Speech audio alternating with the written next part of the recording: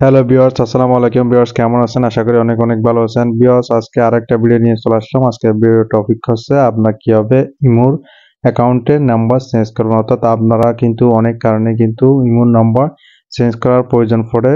এতে কিন্তু আপনারা অনেকেই কিন্তু নাম্বার চেঞ্জ করতে চান, আবার অনেকেই কিন্তু চেঞ্জ করতে চান না। যারা জানেন না তাদের জন্য আজকের ভিডিওটা। চলুন এখন কিভাবে আপনারা ইমো অ্যাকাউন্টে নাম্বার চেঞ্জ করবেন সেটাই দেখিয়ে দিই। ভিডিওটি শুরু করার আগে সবাইকে জানাই নতুন বছরের শুভেচ্ছা। নতুন বছরটি সবার ভালো কাটুক, এটাই প্রার্থনা।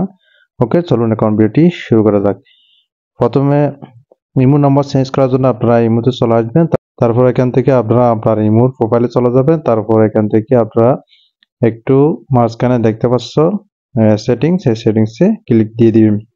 ক্লিক দিয়ে দেওয়ার পর আপনারা এখানে কি করবেন, এখান থেকে দেখতে পাচ্ছ একদম নিচে অ্যাকাউন্ট অ্যান্ড সিকিউরিটি, এই অপশনটাতে ক্লিক দিয়ে দিবেন। এই অপশনটাতে ক্লিক দিয়ে দেওয়ার পর এরকম একটা ইন্টারফেস চলে আসবে। এখান থেকে আপনারা দেখতে পাচ্ছেন মাঝখানে চেঞ্জ ফোন নম্বর, এখানে দেখা যাচ্ছে মাঝখানে বরাবর ক্লিক দিয়ে দিবেন। তারপর এখান থেকে আপনারা চেঞ্জ নাম্বার, এখানে ক্লিক দিয়ে দিবেন। তারপর এখান থেকে আপনারা এখানে দেখতে পাচ্ছ আমার কিন্তু সৌদি আরব নম্বর, এর জন্য সৌদি আরব লেখা আছে। আপনাদের সিম যদি বাংলাদেশি হয় অবশ্যই এখানে বাংলাদেশ আসবে, আমার সৌদি আরব, এর জন্য আপনার সৌদি আরব লেখা আসছে।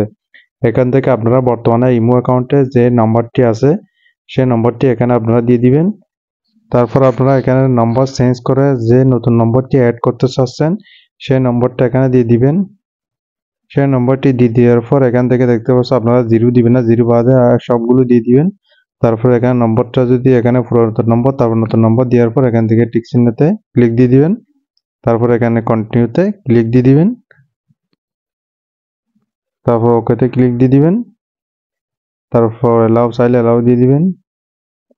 তারপর আপনাদের যে সিমের নতুন নম্বরটা অ্যাড করেছেন সেটাতে একটা কোড যাবে, সেটা যদি মোবাইলে থাকে অবশ্যই অটোমেটিকলি নিয়ে নেবে। যদি ওই মোবাইলে না থাকে আপনাদের মেসেজে গিয়ে খুঁজে তারপর এখান থেকে অ্যাড করে দিতে হবে।